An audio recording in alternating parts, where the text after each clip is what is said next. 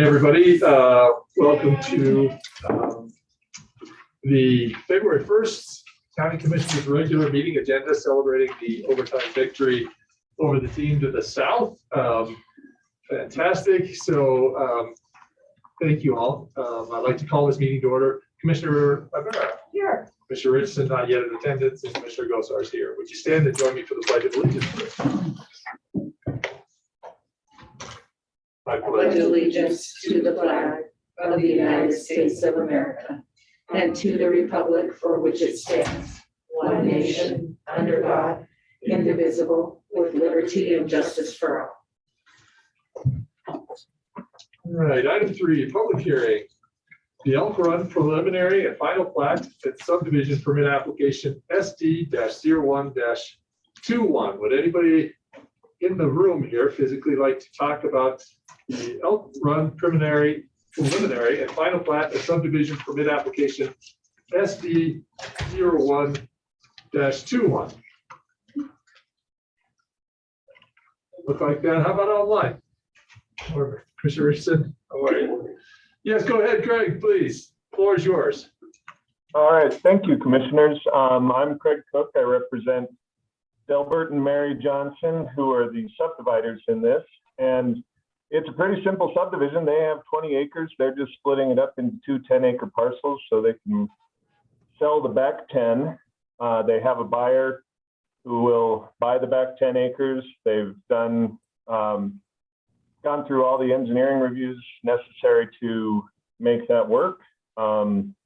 They've created a suitable turnaround that's been granted a variance by the county. They've done their best to get a wide enough access easement, but have failed, asked for, and were granted a variance by the Planning and Zoning Commission on that too, because of the limited nature of the subdivision granting or creating just one additional lot.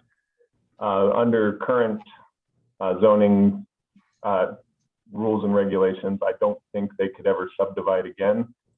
Because of the size of the lots that they're creating, it would make it impractical or impossible to further subdivide the lot. And so even though there are a couple of variations or variances in here, I think that it's a pretty simple subdivision, and I'm willing to field any questions that anybody has. Thank you, Greg. I appreciate it. We might hold off on the commissioner questions until we get to that part of the agenda. Anybody else like to speak with regard to the Elk Run preliminary and final plat subdivision permit application SD-01-21?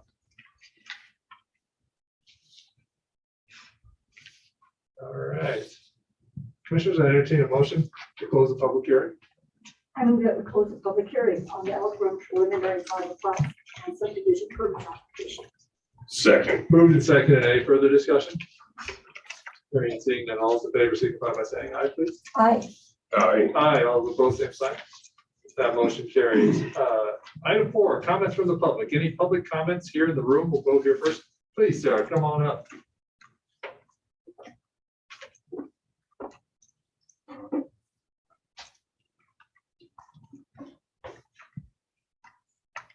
Chairman Gosar, Commissioner Rivera, Commissioner Richardson. I'm here just to point out a bit of information that the Pilot Hill Board of Directors sent your way earlier this month. We were pleased and were anxious to share the outcome of the economic impact analysis that we commissioned through the University of Wyoming Center for Business and Economic Analysis. The report really looks at the impact of the Pilot Hill Recreation and Wildlife Habitat Management Area for the Albany County and Laramie community. And in a nutshell, although I don't want to go into great detail, we were really pleased to acknowledge that what we had assumed all along in terms of the impact for the community and economic vibrancy is that they were able to quantify those numbers and indicate that on an annual basis, local impact for the community will be at or near $5 million for our local economy. That's through a variety of revenue streams, including over about a 5 to 7 year construction period, estimating about $1.2 million in additional revenue, which is represents about 11% increase in non-residential construction impact in the community. Also added value from our operations of about $130,000 annually, and added value from visitors to our community that are coming from Pilot Hill at about $5.8 million. So I hope you'll have the opportunity one of these cold, snowy evenings to sit down and read through this report. We do anticipate that we'll be leveraging it for a variety of different grants and opportunities to work with funders to help us build out the property, because we really understand that the value of Pilot Hill can't be realized until we finished getting the trail systems developed and the trailheads established to bring people into our community. That's it for my public comments. I did not provide hard copies of the report for you, but I'm happy to have those made for you if it's easier for you than having the electronic copy. Are there any questions or comments I can address? Commissioner, say anything? I would say that the electronic copy is fine. Yeah. Great. Good. Yeah. Well, thank you all for your time. You bet. Thanks, Sarah. Yeah. Any other public comment here in the room? Okay, how about online? Yeah, go ahead, Bailey, please. Good morning, commissioners. I just want to introduce my new grant specialist, Brady Carroll. He's actually in the room. I'm home with a sick kid today. But I think some of you have already met him, but I just kind of want to put it all out there in case somebody hasn't met him. So Brady Carroll, if you want to stand up and kind of just introduce yourself and just tell them a little bit about yourself.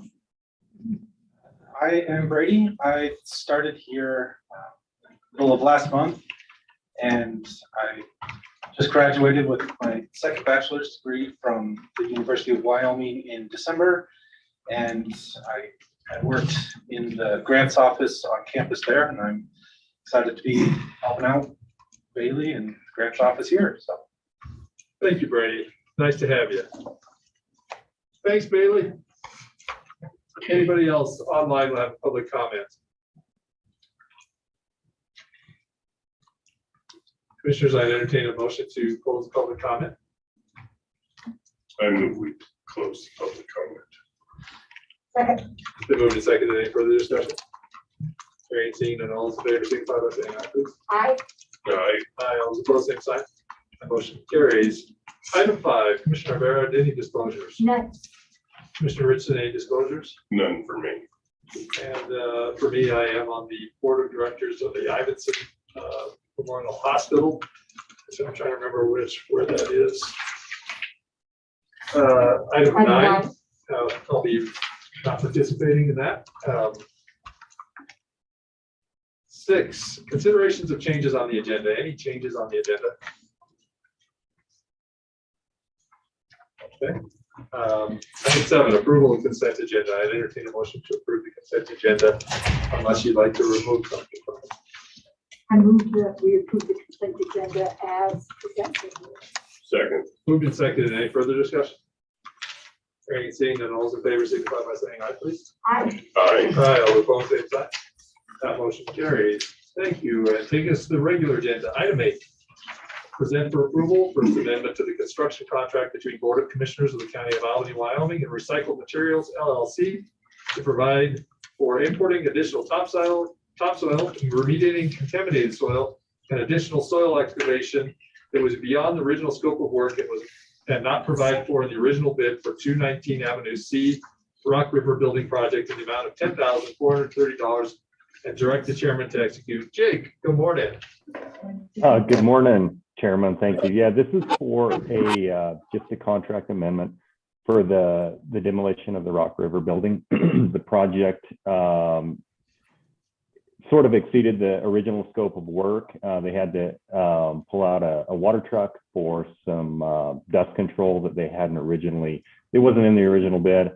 And they had to excavate and transport soil offsite that was not in the bid as well. So this just compensates the contractor for that additional work that they had to, or that they incurred to complete the project. Thank you, Jake. Commissioners, any questions? I just have one, and that is, if I remember, Jake, and I think that there's still money left over in the grant to pay for this, right? I think so. That would be a question better directed towards Bailey, but I do believe that's the case. Bailey, go ahead, please. Yes, there is money left over in the grant. This project came in under budget. There's left over money in the construction side, not in the engineering side. We've exceeded that budget, but in the construction, it's just fine and we can cover the costs. Gotcha. So this is pretty much it, right? I mean, should we be getting to the end of this one? That's a question, I guess, for Bailey as far as the money goes, and Jake as far as the operation goes. And then I'm curious, Bailey, how much money we will return to the state. We are near the end of the project. There's one little hiccup with Tri-Hydro and their final report that they gave us. Jake and Jennifer are in the process of working on that. There is a chance we may have to go out for, Jake, was it remediation? No, is that the term? That's worst case scenario. Yeah. Yeah. But I think we can find a better solution than that.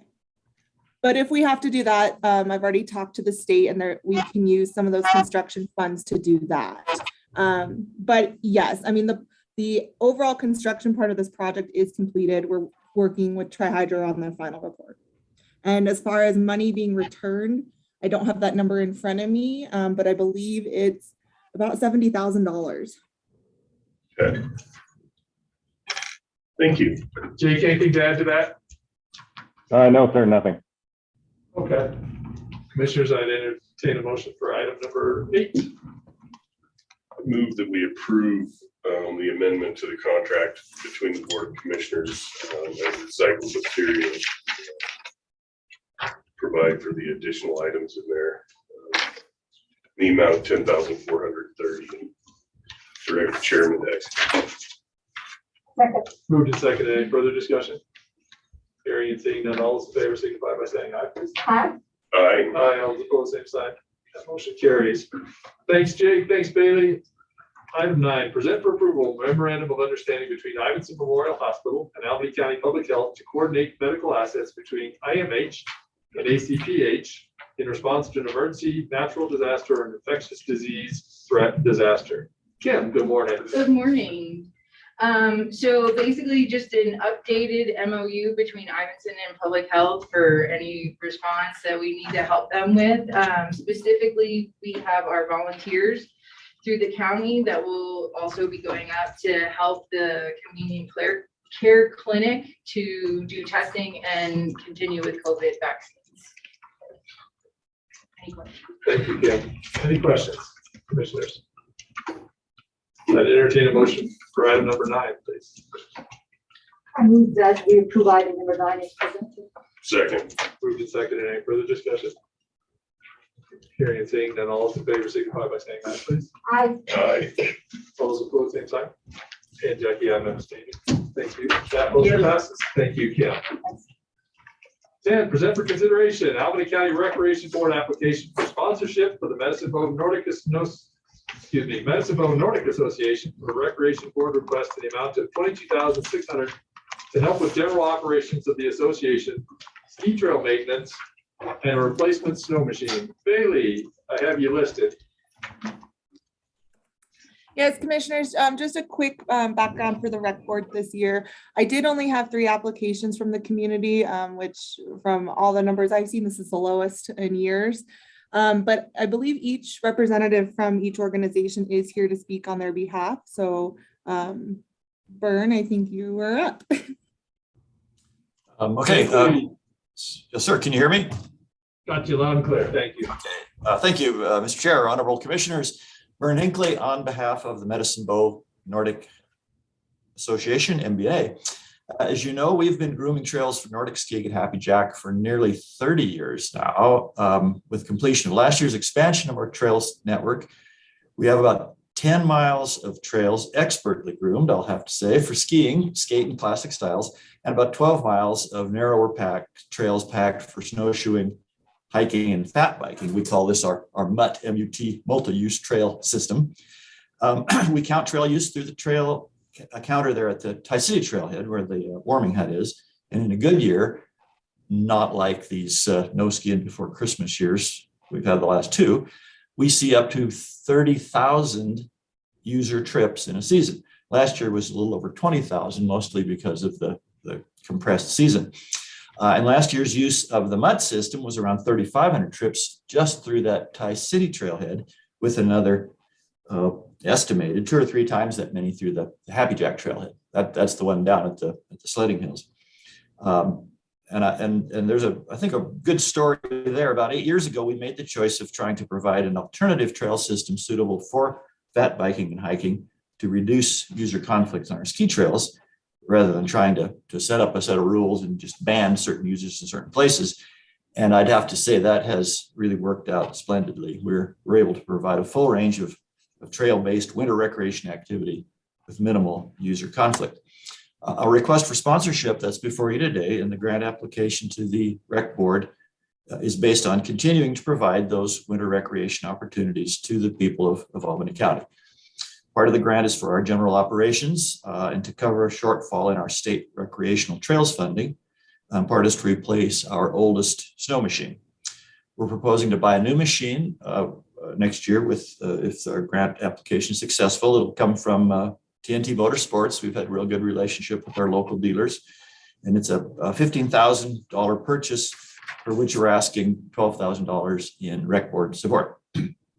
So I don't want to take up any more of your time than necessary. None of us on the board is trying to build an empire here. We just love to ski and want to share one of the real delights of Laramie winter, which some people would say are few and far between, with the community. So we just got a letter from Kelly Steiner that I'd like to quote to you, that he summed it up really well, better than I could. Quote, folks, I thought yesterday's Pole Mountain Shuffle, that was just this last Saturday, was a big success.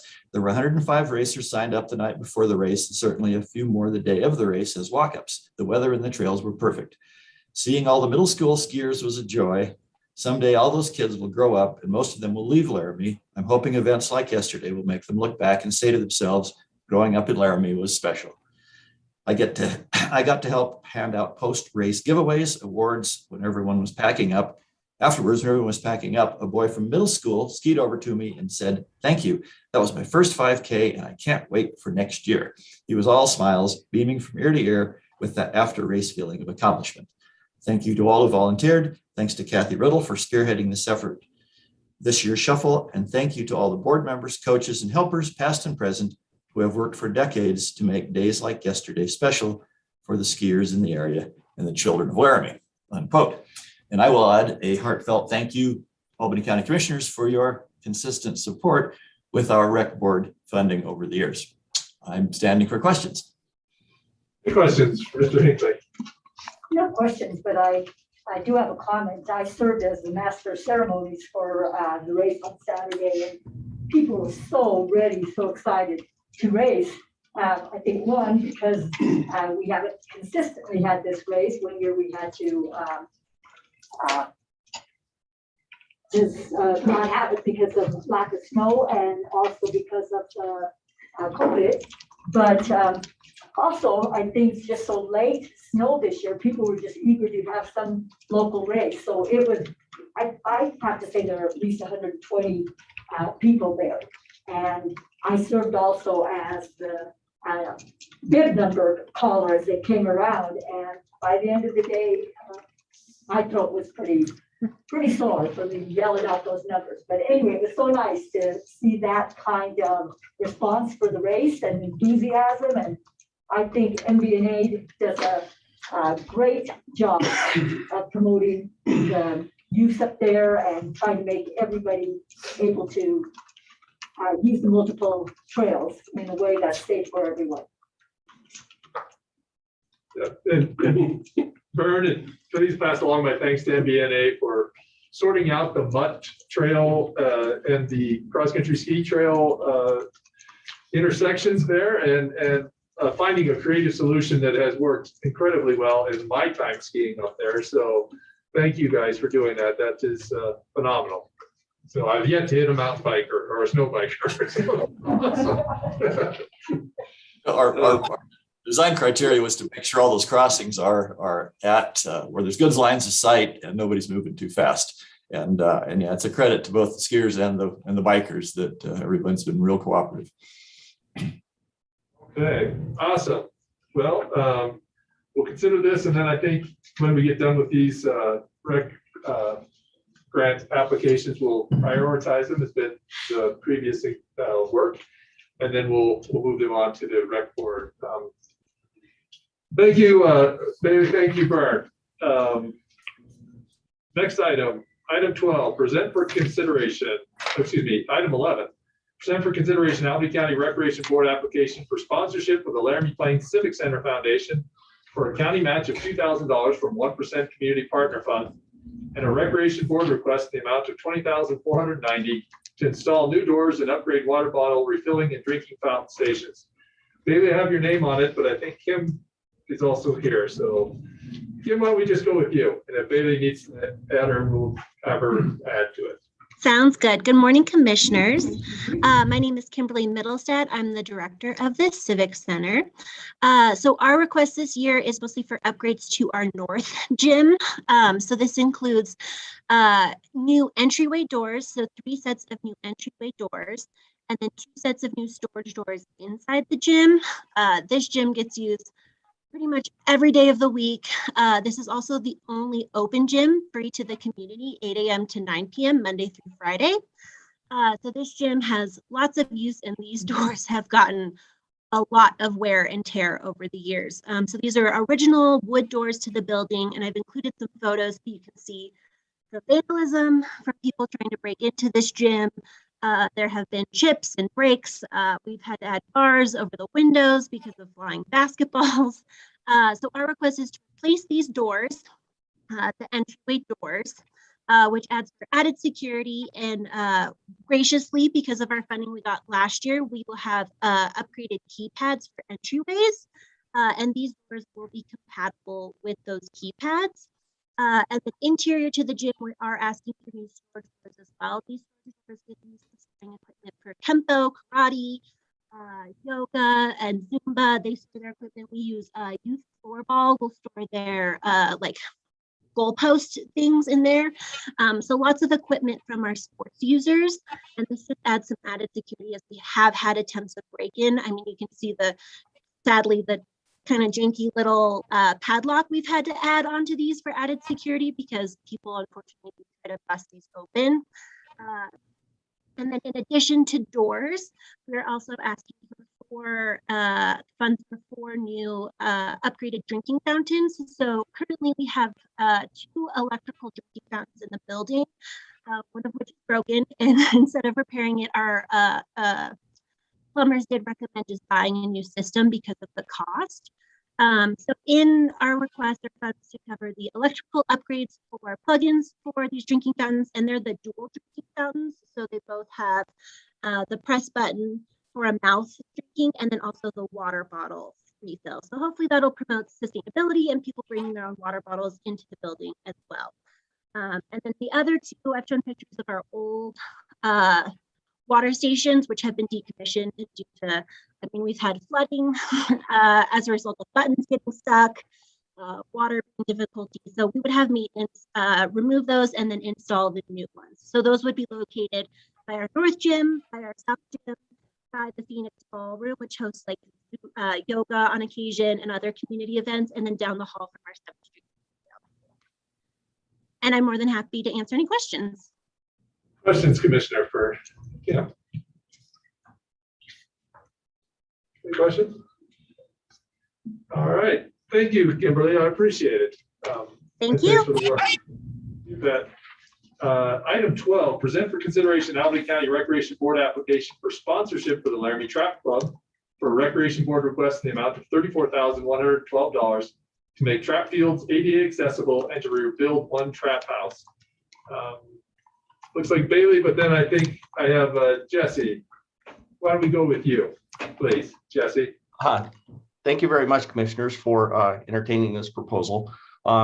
First, I want to thank all of you for your support in the past. Last 3 years, we have submitted requests and all of them have been funded. And they've gone a long ways to increasing the capacity and allowing us to keep the trap club open longer hours and address some deficiencies.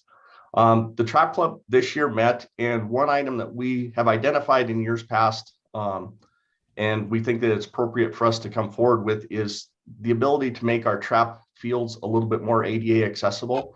Currently, we have 14 trap fields.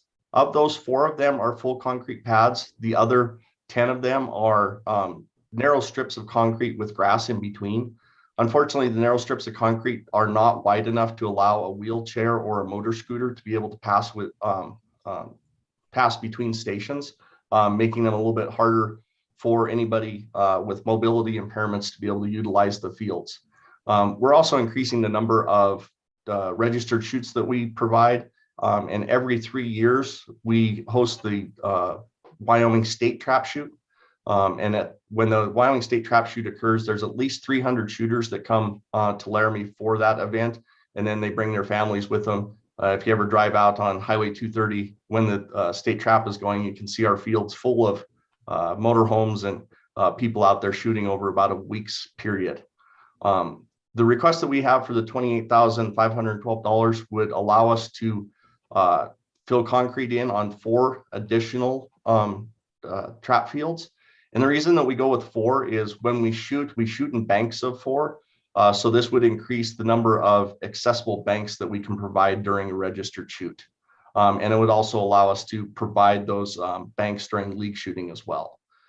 In addition to making 4 of our fields ADA accessible, one of our original trap houses that was built out there, I believe in 1979, has fallen into disrepair. It is starting to crumble. So the other thing that we're asking for is $5,600 to rebuild that trap house entirely.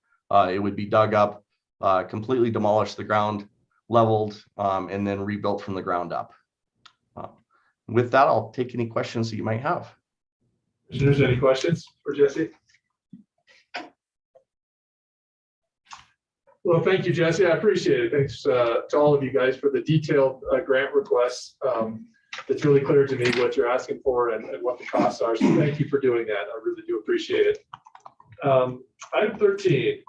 So present for approval, resolution 2022-003, a resolution designating recreation project request priorities to the Albany County School District #1 Recreation Board for funding consideration in fiscal year 2022-23.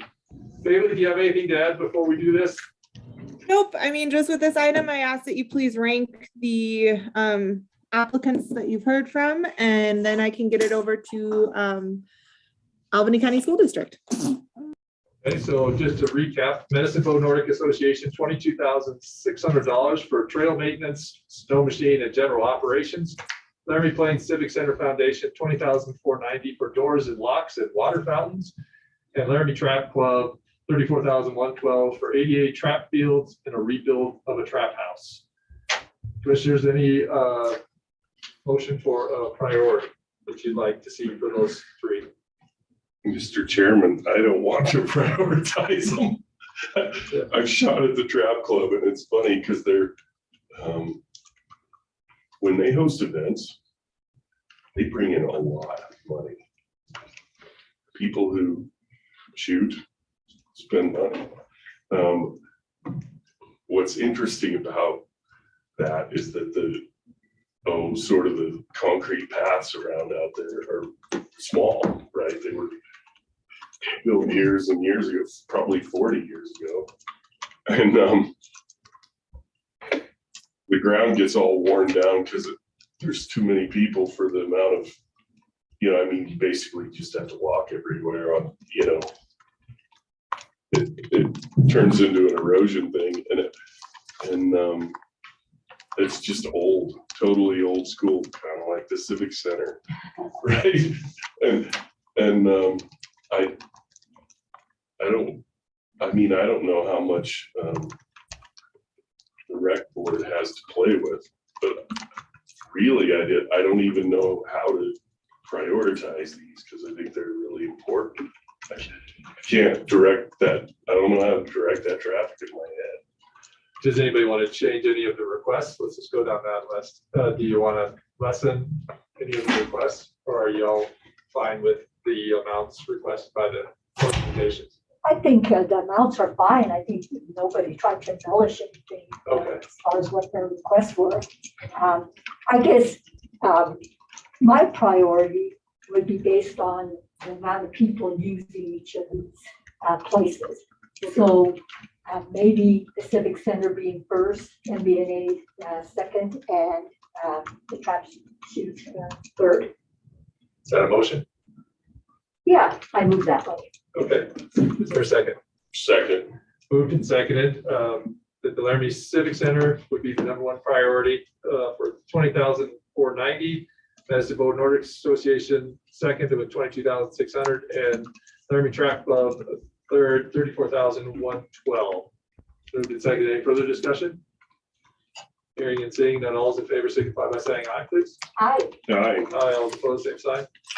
Motion carries. Thank you. And Bailey, would you let the rec center or rec board know, and I will too, that these are all prioritized as important by this commission. And so maybe that won't mean a whole lot, our priority, but I know we have to do that.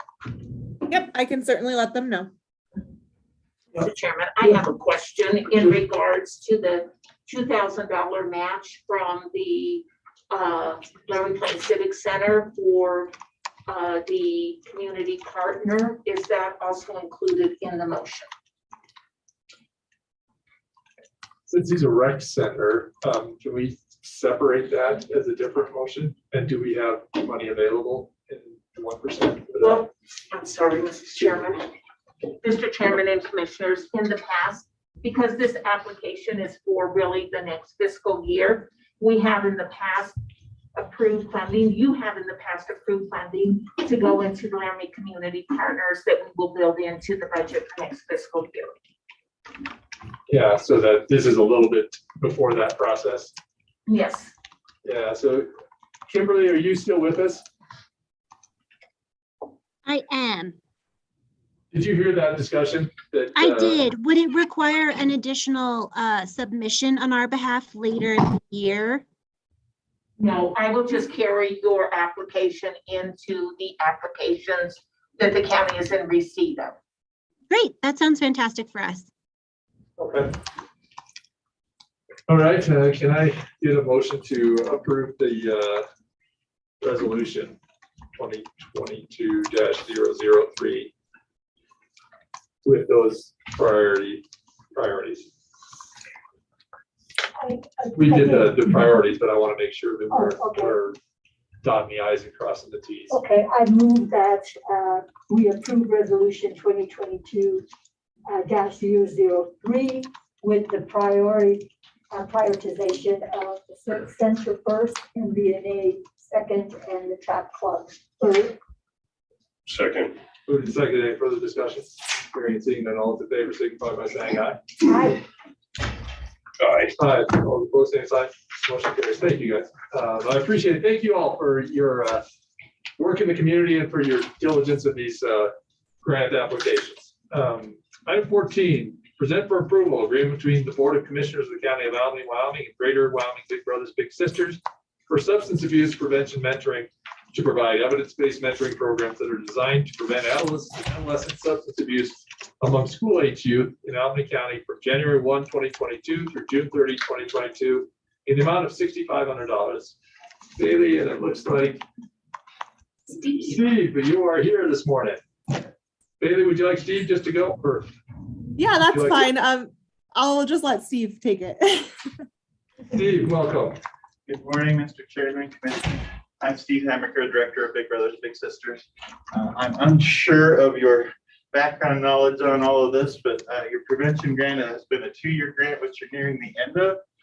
The coalition has been meeting and discussing the work plan for the next round of funding, which will be due, I think the work plan is due in June. But this is a result of the past year of needing to do some grant revisions. I think the original plan had a lot of travel and trainings and efforts that didn't come to play. And so now the coalition is revising the work plan and the budget slightly to make sure that the county is able to spend out your allocation. A part of that is including this $6,500 to Big Brothers Big Sisters. One of the challenges with these grants is everything has to be evidence-based. Traditionally, most counties have been looking at strategies and environmental approaches to substance abuse prevention and suicide. You may have noticed that programs like Big Brothers Big Sisters have kind of stepped back at some of those efforts because of a change in the approach people have been taking. But now we're 5 months away from the end of the grant. Need to spend out just a little bit of money. I will also share that at Big Brothers Big Sisters, we too are being heavily challenged by the workforce challenges that we're facing. We're seeing our labor markets increase, and we're hoping that this will help us retain some of our workforce. And as you can imagine, the services that we provide with mentoring and Big Brothers Big Sisters have become invaluable with kids needing more connections at our community. Is there any questions? Let's see, I gotta tell you, I was kind of stunned by some of the percentages of people smoking and how people were able to get alcohol. And we see the ravages at the clinic of those decisions made very early on. And so thank you for being willing to help. Earlier is always better. I entertain a motion for item 14. I move that we approve item 14 as presented. Second. Moved and seconded. Any further discussion? Hearing and seeing none, all those in favor signify by saying aye, please. Aye. Aye. Aye, all those opposed, same sign. Motion carries. Thanks, Steve. Appreciate it. Thanks for the work. You know, it's interesting. Vaping is a huge issue. Yeah. You know, I don't know that it's smoking tobacco, at least in this county, in this community, isn't so much of a thing, especially with that's a huge issue. And the notion that it's healthier is Right. It's good to see these guys doing what they do. Yes, it is. Especially considering their demographics. Yeah.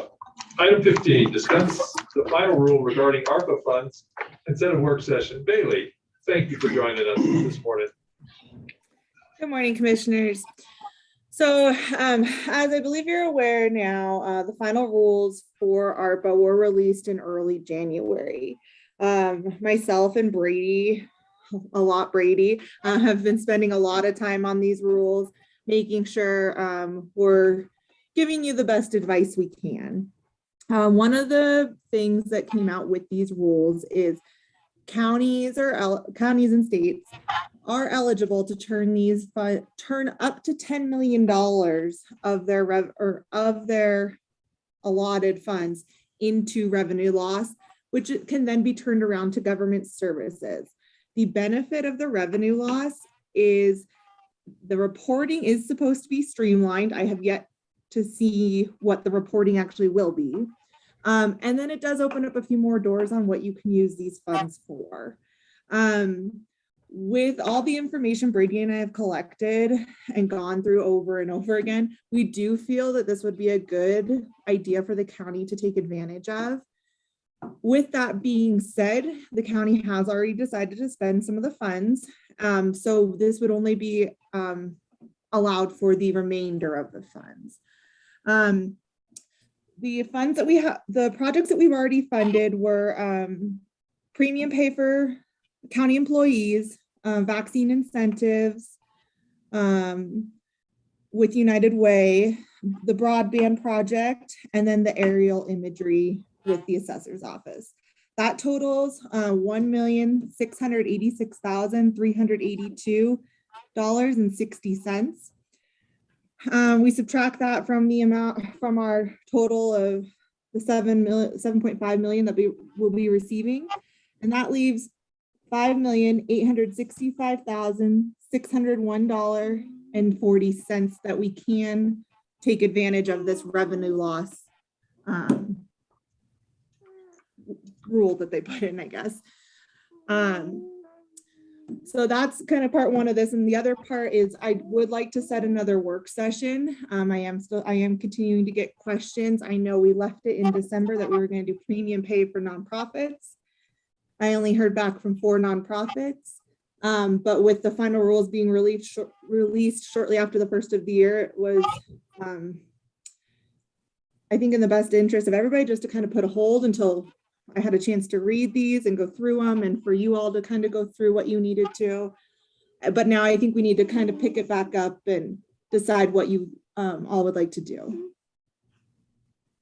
If there's any questions about the new rule or the final rule for ARPA funding and its ability to be used as up to 10 million to be used for governmental services.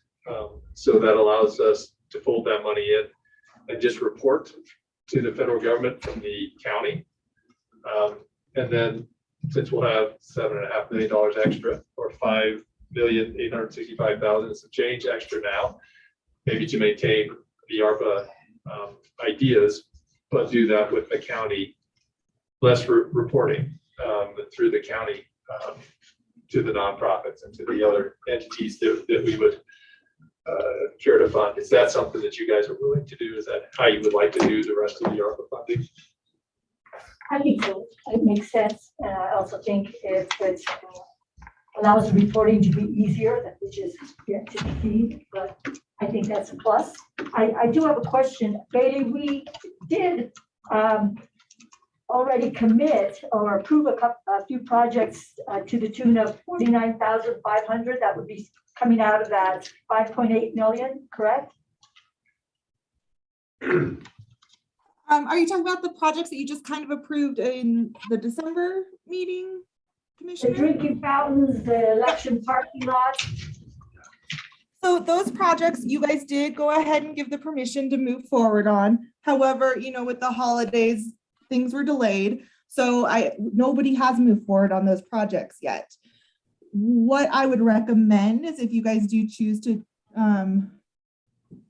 make this all the revenue loss, is do that first and then move forward with those projects. Because they are such small projects, the reporting on them, you know, to do more reporting than necessary is a waste of time personally.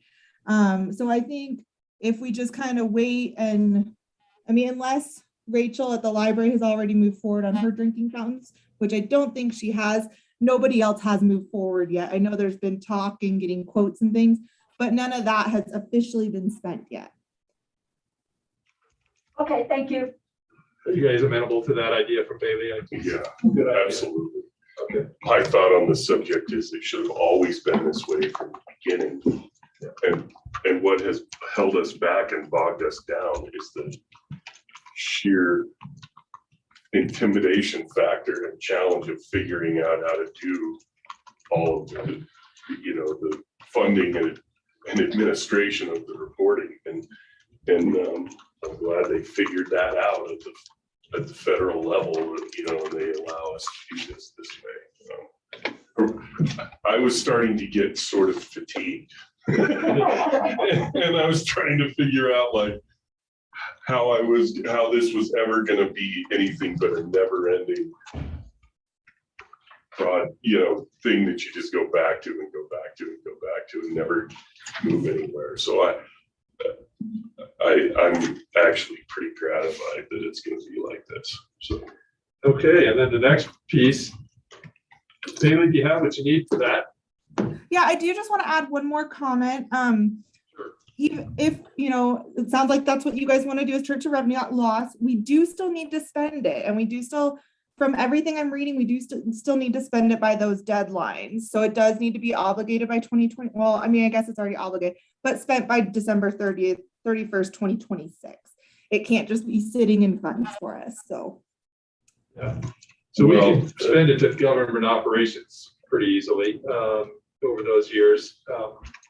And then setting the work session for some people have called, I gotta tell you, nonprofits have gotten in my ear and are fairly emergent in their requests. Is there a time next week that you guys would be able to set a work session with this, and so that we could get maybe some of this stuff that you talked about, Commissioner Rivera, the premium pay and maybe emergency monies distributed to people sooner rather than later? Or at least have those decisions so the next board meeting we can make those decisions official. I've got Monday and Wednesday of next week pretty open. How about you, Commissioner Richardson? Let's schedule it up. Monday or Wednesday is fine with me next week. All right, Bailey. For you. Yeah, Bailey. I would recommend Monday over the Wednesday. I do have a COPSA meeting, and I believe Commissioner Ibarra does too on Wednesday, and that takes quite a bit of time. How about Monday at 9 a.m.? Can everybody make that happen? Sounds great. Monday at 9 a.m. for the work session for ARPA funding. Then the only other question I had, Mr. Chairman, is Sure. when this becomes a revenue replacement and the county, basically, we administer it. Are there any changes in the basic structure of how we're allowed to spend it that would disqualify? You know, because we've done a lot of work and a lot of nonprofits have done a lot of work. And I guess I didn't finish my question, and maybe it's for Bailey, but does this change the way we're allowed to use it at all?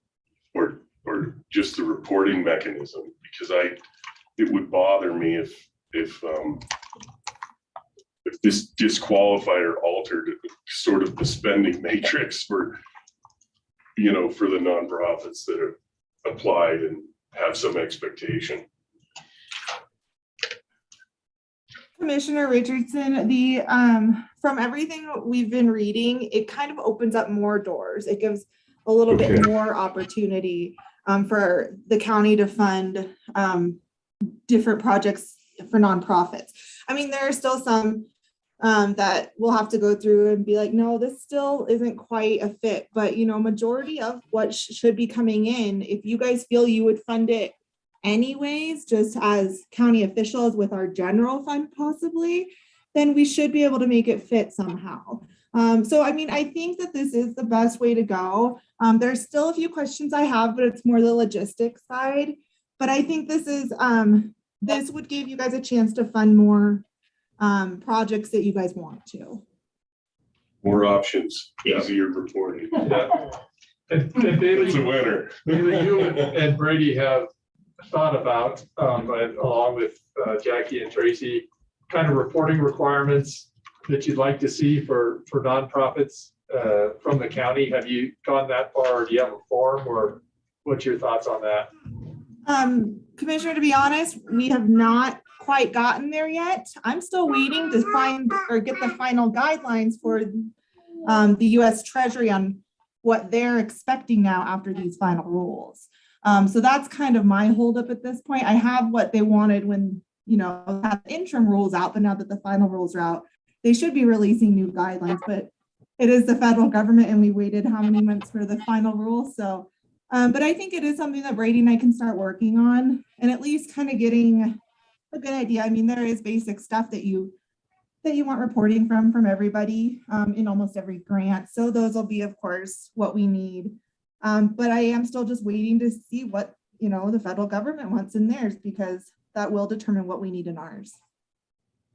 Yeah, so I'm just thinking from the county's perspective, since this will be offsetting general funds, we should be able to make up some sort of reporting for nonprofits that we're certain that they're paying, that the money's being spent the way they said they'd be spent, but not so that they're reporting every week to us, right? So some idea that whatever we get given out is accounted for, and then we feel good tying the bow up on that grant and away we go. I don't want it to be too onerous, but we do have to have some accountability for the funding. Yeah, and Commissioner, one of the grants I keep kind of comparing, the charitable relief funds and then these funds, especially when we're subgranting to nonprofits, is our TANF CPI grant. I think maybe what we'll do is we maybe take what our reporting from them, alter it, and then maybe we would do it quarterly is kind of my thought. I don't know, when it's federal funds coming in, I'm a little protective over it. And we do have to still treat these like federal funds. That's what they said. They still have to follow OMB guidelines. So, you know, the purchase of alcohol, for instance, is not an okay thing with these funds. So we do need to still keep a little bit of an eye on it, but no, I don't want to hover over their shoulder. There's no need for monthly reporting, but I think quarterly might be an okay thing, or even every 6 months. But we can definitely take that template and go from there. That'd be great, because I'm thinking that nonprofits will be attending on Monday, and they might have some ideas about it too. So if we had something, an idea of how they were going to go, they might be able to help us figure out what might be useful to them. My whole idea is so we can walk away for the next meeting in February, able to distribute funds to people who need it. And then we're not trying to catch up the reporting to the funding. So, right. That sounds great, Commissioner. And is there anything specific you guys would like me and Brady to have ready for Monday's meeting, or are we just kind of going like how we have been, or? Question. Bailey, you had made a suggestion of using the TANF CPI reporting process. I'm sure there's some documents and some, you know, sort of a template. It seems like the tennis match is too slow, or it's too linear, but between us and the nonprofits. And I don't know if it's possible to look at that document and sort of try to do some upfront work adapting it.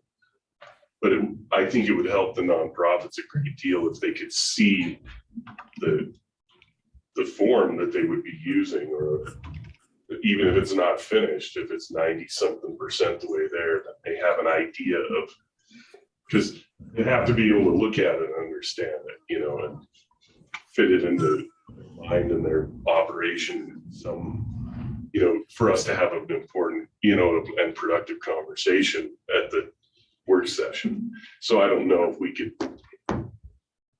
get that to them. Everybody's searching for structure and they can't find it. So that's a concrete representation of the structure they'd be operating in. And maybe if they had that a little bit ahead, it would make them able to ask questions in the work session and have it be more productive and less just ideation. It's like always just a brainstorm, right? Yeah. It's starting to drive us all nuts. Yeah, I think it's a good suggestion. Yeah, because ultimately the goal is to get the money into the community, and you know, people need it, and we should try to get it to them. But do the processes we have so it doesn't make more work on us. Well, and truthfully, I don't know what kind of an ask I'm asking, because I don't know how much space there is between the TANF CPI, you know, template and what we're trying to do. So it's an ask, but it's a very respectful and deferential ask, because I don't know what I'm asking for. I think it's certainly something we can work on. I mean, I'm out of the office today. I'm hoping to be back tomorrow, but I do have help now, thank goodness. And Brady's been a huge help with these ARPA funds. So I think it's definitely something we can for sure get started on if we're digging into it and we're like, oh my goodness, what are we doing? You know, we can come back to you and let you know. But I think it's definitely something we could get a template thing started, and TANF is kind of just a great way to, kind of a great reference, because it is fairly similar. I mean, it's not the exact same thing, but it is fairly similar. And we've been using it. I mean, I used it last year. So, but I think it's definitely something we can get started.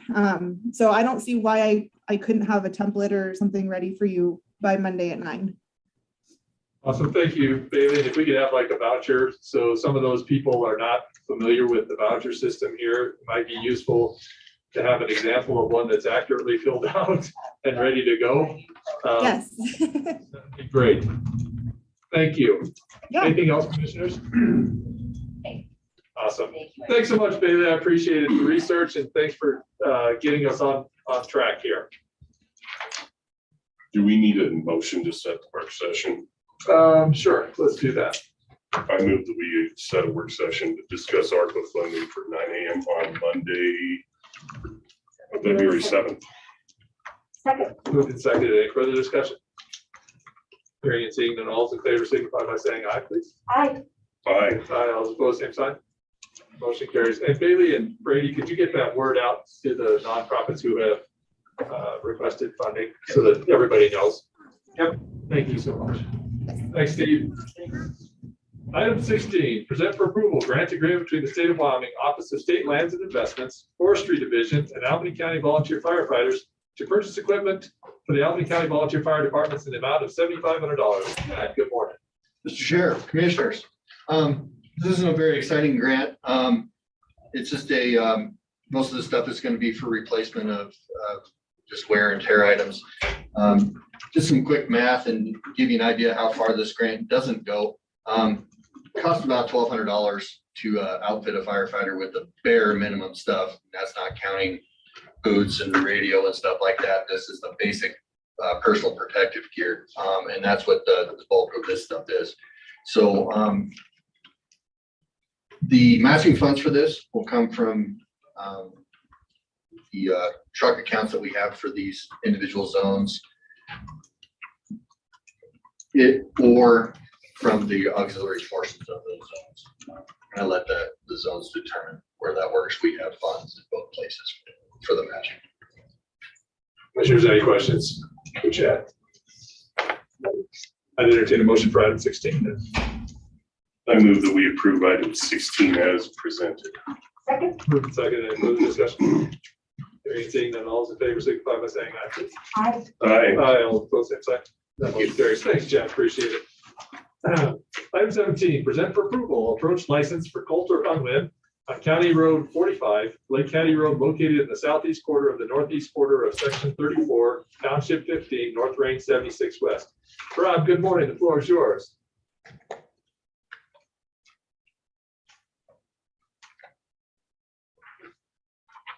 You're unmuted, Rob, but we don't know if we can hear you if you're talking to us. His mic's probably. See there, try it again.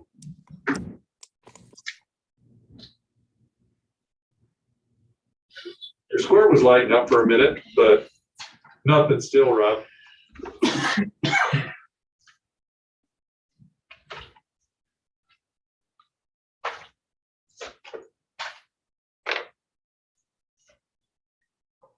Mr. Chairman. Yeah. I read my packet and it's pretty straightforward. Yeah.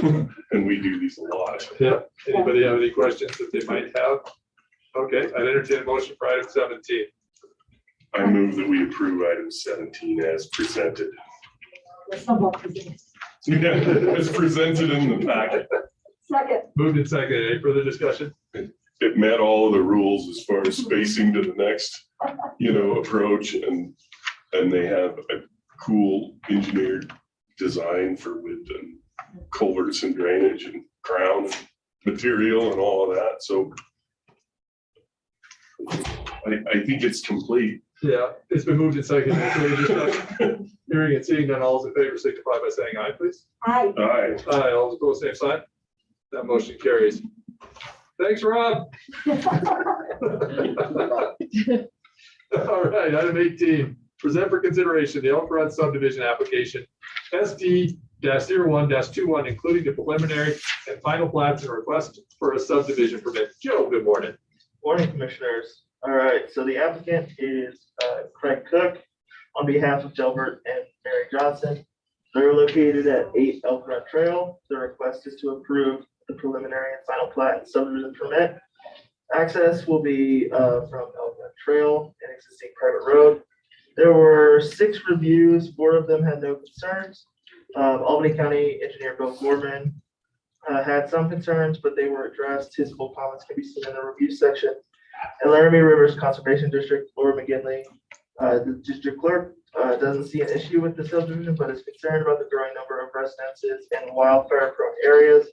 Her full comments can also be seen in the review section. Water, currently the Johnsons haul potable water from the permanent residents. The Johnsons anticipate the future owners of the second lot will also haul their water. But drilling a well is also an option. The Johnsons route their sewage to a vault, which is pumped and disposed of by the pumper. The Johnsons anticipate that when the second lot is developed, the new owners will do the same. Installing a septic tank and leach field is also an option. Storm drainage report was complete for this proposal and reviewed by Jake Schneider, county engineer. The Johnsons are off the electrical power grid and do not have traditional phone service. When the second lot is developed, the new owner will have the option of running approximately 1 mile of cable connecting to the electrical power and telephone. Postal service is existing in the area. No new roads are proposed. Road maintenance, Elk Run Trail is a private road. Financial assurance, there's a variance request for this item. Fire protection will be provided by Albany County. Notice has been provided in accordance with Albany County Planning and Subdivision Regulations. Chapter 4, Section 9. All right, the variances. Variances may be granted per Chapter 1, Section B of the Albany County Planning and Subdivision Regulations. The complete variance requests are in the application. The applicant is requesting a variance from the Albany County Planning and Subdivision Regulations on mountain subdivision cul-de-sac requirements. This variance is being requested so that the applicant can build a hammerhead turnaround instead of a rounded cul-de-sac. The Planning and Zoning Commission unanimously voted to approve this variance. The applicant is requesting a variance from the Albany County Planning and Subdivision Regulations on mountain subdivision access. This requires 2 or more access roads for separate multiple ingress egress due to fire related safety considerations. Planning and Zoning Commission unanimously voted to approve this variance. The applicant is requesting a variance from the Albany County Planning and Subdivision Regulations on collateral/financial assurance. The county requires financial assurance to be able to tap into if the proposed project was not completed in a set amount of time. The Planning and Zoning Commission unanimously voted to approve this variance. And the applicant is requesting a variance from the Albany County Planning and Subdivision Regulations on road standards within a small subdivision, which require a minimum right of way of 50 feet and a minimum all-weather gravel and paved road bed of 16 feet. The applicant made an attempt for a wider easement from the neighbors, but were rejected. The Albany County, or the Planning and Zoning Commission unanimously voted to approve this variance. The information provided in this staff report shall be incorporated as findings of fact.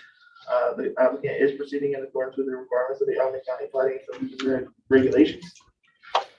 Staff analysis, this subdivision is being proposed in an area that's been previously developed into a mountain cabin community. Preliminary and final plats complies with the standards of the Albany County Planning and Subdivision Regulations. Bill Gorman reviewed the hammerhead turnaround and the 2 points of ingress egress. He's okay moving forward with the hammerhead turnaround instead of the cul-de-sac, and said that the applicant makes valid points about the ingress egress, but he would leave that up to the commission to decide. Jake Schneider reviewed the variance request for the road standards and agrees with the applicant that a variance should be approved. The variance request regarding financial assurance will not be needed as long as the variance request regarding the cul-de-sac is granted. The hammerhead turnaround has already been built, therefore a variance should not be required for financial assurance. Because of what our county engineers have told us, staff recommends approval of the subdivision and all required variances. Planning and Zoning Commission recommendation unanimously recommends approval of the Elk Run Subdivision Preliminary and Final Plat Application ST0121, including all variances asked for based upon and incorporating the findings of fact and conclusions of law as stated in the staff report. Thank you, Joe. Commissioners, any questions? Jennifer, anything else to add to that? Or you? No. Okay. Okay. I'd entertain a motion for item 18. I mean, that we approve item 18 as presented. You would want to incorporate the findings back. Yes, incorporating the findings of fact and conclusions of law. Second. Moved and seconded. Any further discussion? Mr. Chairman, the way it's presented, in the language, it doesn't include the variances, but I'm assuming that the application, sort of the way it's presented in the agenda item is a little bit different than the variances that are presented. Does our motion incorporate the variances? Um, Or do we have to outwardly state that, I guess? it would be helpful to say that the variances that were approved by planning and zoning are also approved. I believe that is what is being presented to you because it was approved by planning and zoning, but to make that clear, it would be helpful. Or I amend my motion to include not only the findings of fact, its conclusion, the law, but also the variances that were approved. Second. Second agrees. Okay. Any further discussion? So you're hearing and seeing that all those in favor signify by saying aye, please. Aye. Aye. Aye, all opposed, same sign. That motion carries. Thanks, Joe. Appreciate it. You know, Thanks, Greg. Appreciate it. it's interesting as a guy who owns and, you know, we operate big trucks. A hammerhead turnaround is way better than a cul-de-sac. You know, like for fire or whatever, or something big. Because of the geometry of the turns. A hammerhead's better than the circle. But it's funny because our regulations say, well, we want a circle, but maybe we don't even know why. I just think it's funny because when I was reading the packet, I was thinking about that and I thought, why would anybody want a cul-de-sac when the geometry of the turn is better with a hammerhead anyway, and you knock down fewer trees? I don't know. It's just a funny side comment. Item 19, present for consideration a variance request for the Cottontail subdivision from road easement standards of the Albany County Planning and Subdivision Regulations. Joe. All right, so the summary of the request, James Osborne would like to divide his approximately 4-acre parcel into 4 lots, approximately 1 acre in size. For any subdivision larger than 3 lots, the required right-of-way is 80 feet wide with an all-weather road bed of 24 feet. Currently, the Cottontail Drive is 30 feet, is a 30-foot easement owned by 7 Mile Water and Sewer District, and it's approximately a 20-foot road. The proposal is that the right-of-way will be a compilation of the current 30-foot easement owned by 7 Mile and an extra 28 feet of Mr. Osborne's property, bringing the total right-of-way to 58 feet. County engineer Bill Gorman reviewed this subdivision and said that the county regulations call for an 80-foot easement for streets. Currently, there's an existing 30-foot easement for the Cottontail Drive, leaving a shortfall of 50 feet to meet the county regulations. However, he believes that a total easement of 60 feet would be sufficient. He reviewed the variance request as well and said that this proposal is close to what the original recommendation was, and the difference between 28 feet and 30 feet should not present any significant problems on the ground. So my analysis, our staff analysis, is that the subdivision is proposed to be 4 lots, 1 acre in size. The lot is zoned urban residential, meaning the smallest lot they could subdivide to is 1 acre because they have a centralized water system, but the sewage system will be on site. The variance would mostly be for the right of way, as the road width would be the standard 24 feet. However, there's not enough space to be able to get 80 feet right away while maintaining the required 1 acre lot size. If this variance is not approved, they will adjust the design of the subdivision and go down to 3 lots, which would only require 50-foot right away and 16-foot road width. Staff recommends approval of the variance request for the street standards. The Planning and Zoning Commission unanimously voted to recommend approval of the Cottontail subdivision variance. Commissioners, any questions for Joe? I'd entertain a motion for item 19 then. I move that we approve the variance request for the Cottontail subdivision from road easement standards of the Albany County Planning and Albany County Planning and Subdivision Regulations. And I don't know if this is do I need to incorporate findings of fact and conclusions of law? I don't think so. This is just a variance. So, yeah. Second. Moved and seconded. Any further discussion? Hearing and seeing none, all those in favor signify by saying aye, please. Aye. Aye. Aye, all opposed, same sign. Motion carries. Thanks, Joe. Joe and David, thank you for those reports. It is really helpful to have those reports as detailed as they are. Thank you so much. Item 20, update on the natural resource management plan. David, good morning. Yeah, Mr. Chairman, so we're kind of on the home stretch with the natural resource plan at this point. I just wanted to give you a quick update of the main meeting schedule as we anticipated to go. The steering committee will be completing a preliminary draft, and it will be complete on February 23rd. Planning and Zoning Commission then will review that draft. They'll have a couple weeks to kind of review it, and then they'll be able to add their comments. We're going to have a presentation and your opportunity to look at this on March 15th. And this is not finalized. This is just before we actually go out to public comment and do that. So we'll have that. So if you have any comments or input you want to add at that point, then we'll put all that together, and then we'll have a public draft with all the comments that we received from Planning and Zoning, Steering Committee, and the board by March 21st. We're planning on a public meeting sometime the first week in April.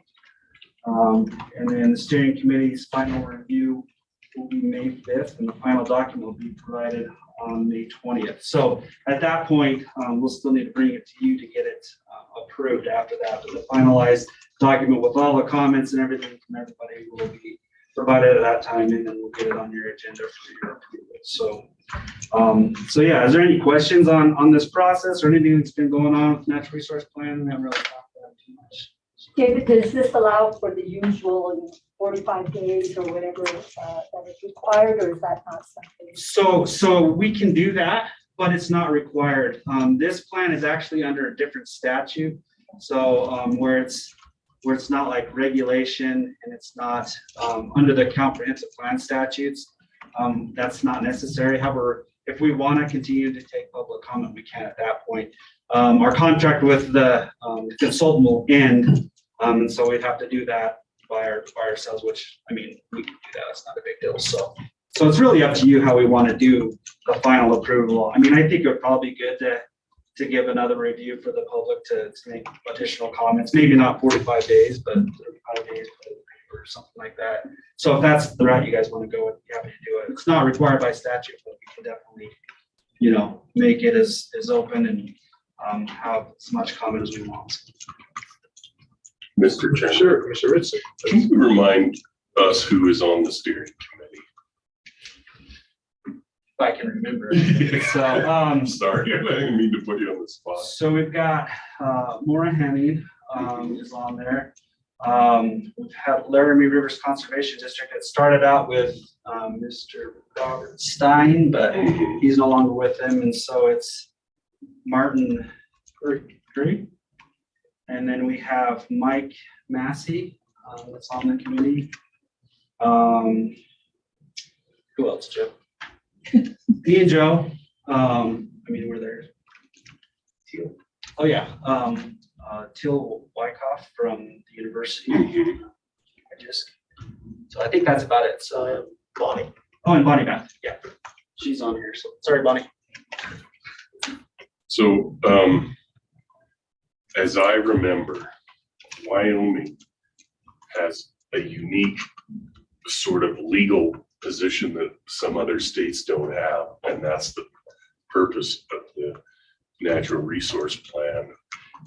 We basically get to, if we come up with a natural resource plan, that's acceptable to us, it gives us a seat at the table with the Department of Interior and the USDA Forest Service. And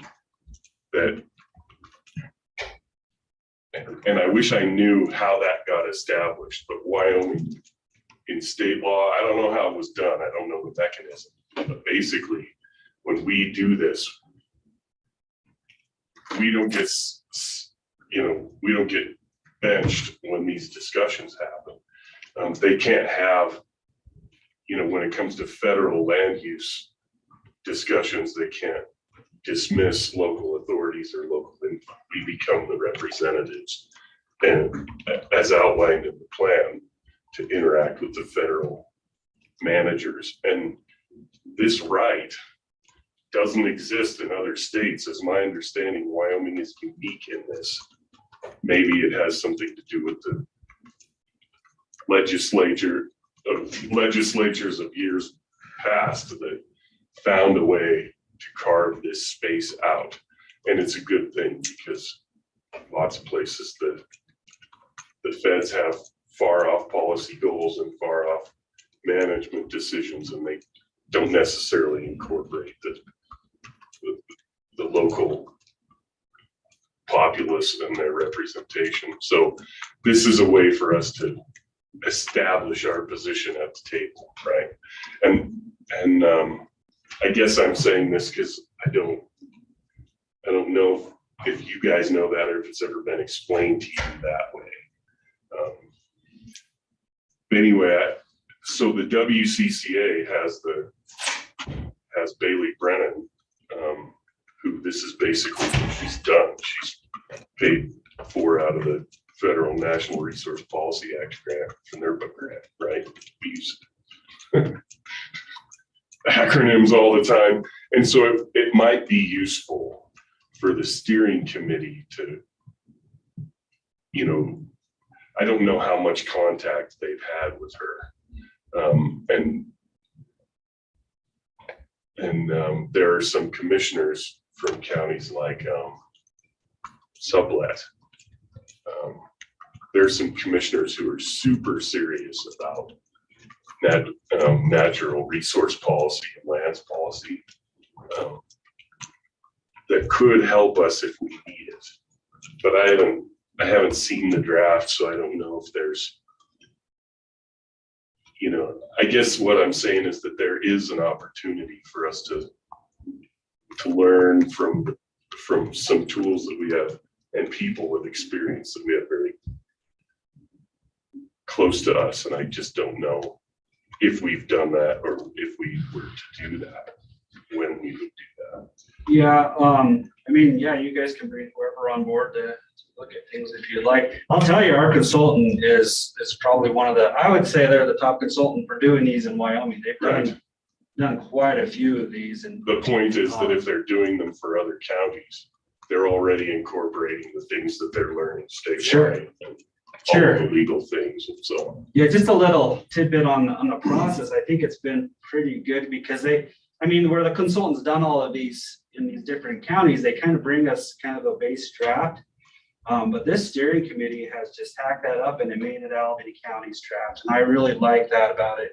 I think we've had some very intelligent and good comments from all of the steering committee that have really made it something I think that's going to work for Albany County.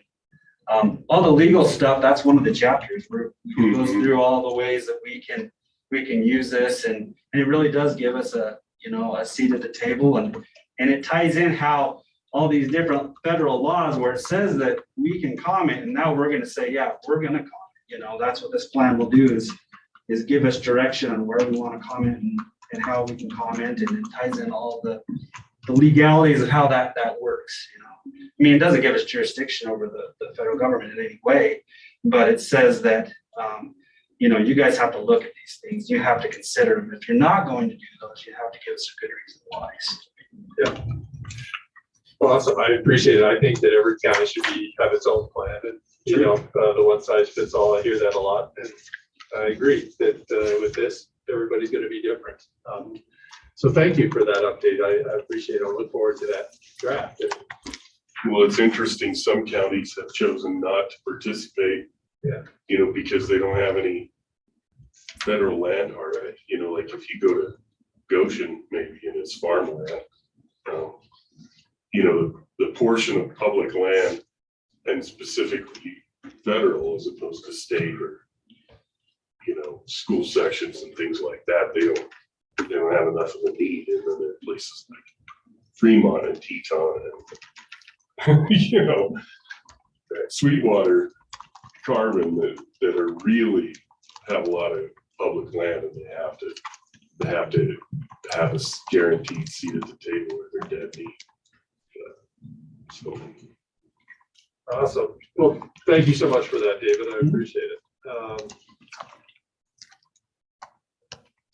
And then 21, present for consideration a request for an exemption from the large tract subdivision process for property situated in Government Lot 1, Section 4, Township 18 North, Range 74 West for Lane and Carmen Stevenson. David, go ahead, please. Yeah, Mr. Chairman, so Lane and Carmen Stevenson have requested an exemption from the large tract subdivision regulations to create an approximately 35-acre lot from the existing 309-acre property that they own.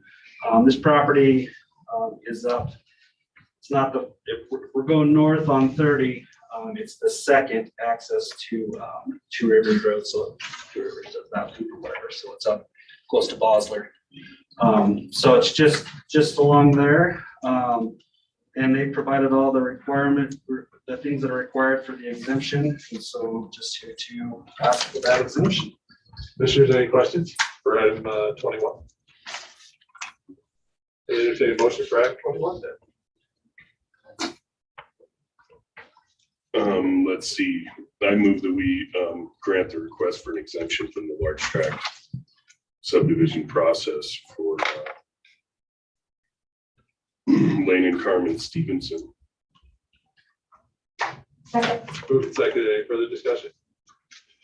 Hearing and seeing none, all those in favor signify by saying aye, please. Aye. Aye. Aye, all opposed, same sign. That motion carries. Thank you. And then item 22, present for approval, First Amendment to the agreement between the Board of Commissioners of the County of Albany, Wyoming and Y2 Consultants LLC, the creation of the Albany County Natural Resources Plan for the purpose of extending the term of the original agreement to May 31st, 2022. David, please.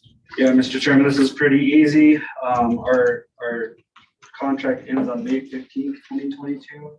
We're just asking that we extend that for a couple weeks to May 31st, 2022, just to get these wrapped.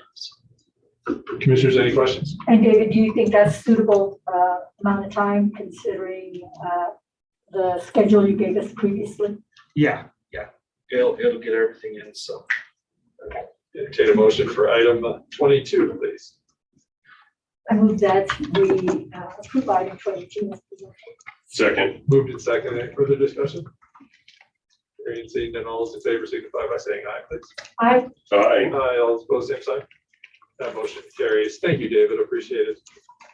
Item 23, acknowledge receipts of the Title III funds from the Forest Reserve Funds and direct the clerk to advertise. Jackie, good morning. Good morning, Mr. Chairman, Commissioners. You are in receipt of a request from Chad Gintis, Albany County Board Fire Warden, in the amount of $10,511.78 to be used for ongoing and future fuel mitigation projects. These projects include reducing the wildland-urban interface, fuel problems in the county through defensible spaces and shaded fuel breaks. Also, Albany County Sheriff Aaron Applehorns is requesting the same amount, $10,511.78 for the repair and or replacement of equipment utilized in search and rescue operations on federal lands. I'm requesting acknowledgement of receipt of these two requests and directing me to advertise under the requirement for Title III funds. If there's any questions?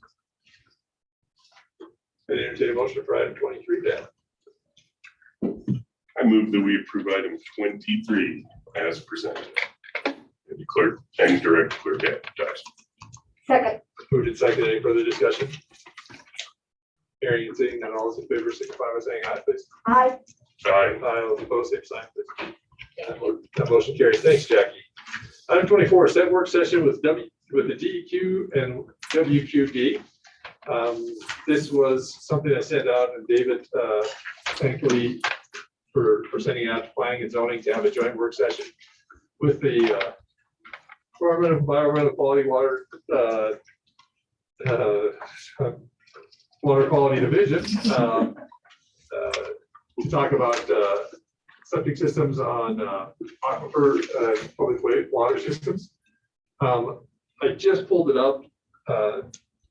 Director Zygmunt gave me a few ideas on times.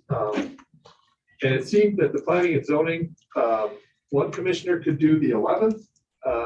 And then One commissioner could do the 25th, 22nd wasn't gonna work because of the legislative committee meeting. So the rest of the commissioners could do any of the dates. So we have one on the 11th, which is a Friday, which is next, not this Friday, but the following Friday. And then another one could do the 25th. I'm not sure what And yours did they is. say morning or afternoon? Because you gave that option. Morning or afternoon of Friday, the 11th. David, can you remember, was it afternoon for the commissioner on the 11th? I can't remember. I'm not sure. I can Probably probably look it up. I got it. Would prefer Friday. morning, he could do morning or afternoon for the commissioner on the 11th. And here he said you could only do the morning of the 11th. And if we were to go out to the 25th, I don't have any limitations on that. Yeah, the 20. Oh, you know what I do? That's the Friday beginning of the winter state swimming meet. So I need to be at the pool all day. Okay. The 11th morning would work very well for me. How early are we talking to start? How long would we expect it to go? Couple hours, I'm guessing. So like 9? 9 to 11. Is that something that we could do? Well, and the DEQ people need to drive over probably from Cheyenne, so it would be nice to. And the commissioner that was available on the 11th, it looks like his says he's available the afternoon of the 11th. Okay, because I would much prefer Friday, February 11th, morning or afternoon. I could likely attend the 2nd, which is not happening. Right. Oh, sorry. I was looking at David's. So do you want to? So like 9:30, Yeah. that's what you're thinking, just to give them a little bit more time to get over? Sure, even 9, I just didn't think it would be appropriate to go at 8 or something, you know? Yeah, I do have a meeting at noon. So Okay, so can we set it from 9 to 11-ish, 11:30-ish, and see if that works with her schedule? I'll send out an email to Director Zigman and see if they want to come in person or if they want to do it over Zoom or however. Okay, on the 11th. And is there a backup date if that doesn't work for them? Did somebody say the 2nd of March? 2nd of, nope. Yeah, I'm not sure. They're all February dates. So Friday. Oh, like February 2nd, meaning tomorrow. Yeah, that was a mistake. It was Gotcha. Friday the 4th, Monday the 7th, Friday the 11th, Monday the 14th, Tuesday the 22nd, or morning or afternoon of Friday the 25th. So the 22nd's out, 25th doesn't seem like it works, Friday the 4th works for me. which is this Friday. Is that too short a notice? Or Tough on those guys, huh? Let me try the 11th, and if that doesn't happen, you guys will hear from me when I hear from Director Zigman, and we'll go from there. 9 to 11:30-ish. Does that work? Thank you so much. Awesome. 25, present for approval. Oh, we need a motion to set the work session. Can I get that motion, please? I move that we set a work session with the DEQ Water Quality Division for Friday, February 11th from 9 to 11:30-ish. Second. Been moved and seconded. Any further discussion? Hearing and seeing that, all those in favor signify by saying aye, please. Aye. Aye. Aye, all those opposed, same sign. That motion carries. Thank you so much. Item 25, present for approval, letter of support for the Forest Trails bill. Sue, you want to handle this one, please? Yeah, I was approached by Ann Grant, at the Albany County Nature Conservancy, to try to help a couple who've been wanting to get support for the Cherokee Trail to be documented, and this is part of the whole Four Trails bill, and they were requesting a letter of support from the commission for that bill. It's going to be presented or supported by Senator Levis. Any questions? And you guys saw it. Yes, yes. Yes, so- Open for any suggestions or edits or. So she approached me, and I would guess that she approached the chairman too. And so thank you for doing that letter. I didn't, I wasn't inclined to engage in an email conversation about it because it probably needs to be done here. But I think it's cool and we should get right on it. And here we are. I entertain a motion for item 25. Yes, thanks, Sue, for the letter. I move that we approve a letter of support for the Four Trails bill and get it set. Okay. Moved and seconded. Any further discussion? Hearing and seeing none, all those in favor signify by saying aye, please. Aye. Aye. Aye, all those opposed, same sign. That motion carries. Do we have it? Because we did sign a copy of it. I don't know if I it's, sent it to you, didn't I, John? Yes, I can print it real quick if you need it. We have actually, Oh, you were gonna Commissioner show me different. Ibera wanted the new logo, and so we Mhm. have a couple of versions that we'd like you to look at before, and then we can just add the letter to that. Okay. and then, I don't know, do we have signature lines or something that we do, or did we not go that far? It was, I think, it was just with signature, Gosar as chairperson. So maybe I amend your motion to have a direct. I think it was. I'm sorry, Jackie, I don't know. Well, I said it. You get can make it set, however we want. Which though. implies that the chair needs to sign, but I can sure change that if we. We can Do it however. have 3 signatures if that's your, it doesn't matter. Let's do 3 signatures. Since we're sending it way up the food chain. Thank you. Wouldn't that be nicer? So then we don't need to change the motion. Since we're all- That's true. All right. Item 26. Did we vote on that? Yes. Okay. Item 26, approve vouchers for January 2022. I entertain a motion for that. I move that we approve vouchers for January 2022. Second. We moved and seconded. Any further discussion? Hearing and seeing none, all those in favor signify by saying aye, please. Aye. Aye. Aye, all opposed, same sign. That motion carries. Thanks so much. See you, David. See you, Joe. Item 27, executive session pursuant to Wyoming State Statute 16-4-405A triple I. I entertain a motion to go into executive session. Mr. Chairman, I move that we exit regular session and move into executive session pursuant to Wyoming statute 16-4-405A3. Moved and seconded. Any further discussion? Hearing and seeing none, all those in favor signify by saying aye, please. Aye. Aye. Aye, all opposed, same sign. That motion carries. Leaving regular session, entering executive session at 11:03.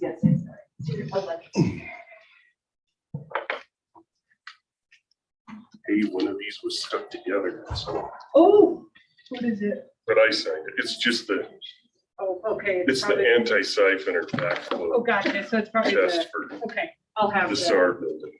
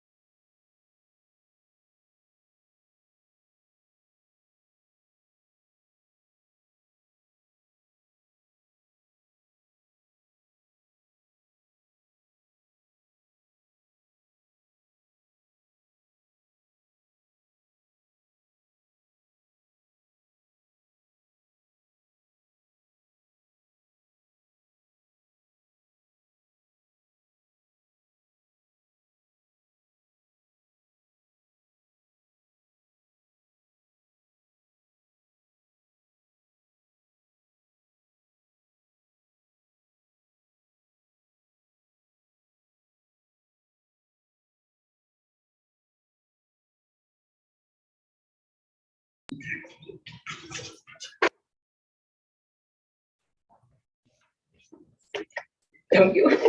It's real fast. You ready? Yes, thank you. Okay, welcome back to the February 1st County Commission meeting. We're on item 29, return to regular session. I entertain a motion to return to regular session. I move that we exit executive session and remove to general session. Second. Moved and seconded. Any further discussion? Hearing seeing none, all in favor signify by saying aye, please. Aye. Aye. Aye, all opposed, same sign. That motion carries. Leaving executive session, returning to regular session, 12:14. Action. I don't believe there was any action regarding executive session. And so item 31, seeing no more business before the Albany County Commission on February 1st of 2022. I'll adjourn the meeting. Thank you all for attending. Thanks for your support. Appreciate it. And we'll look forward to seeing you in 2 weeks, if not sooner. Goodbye.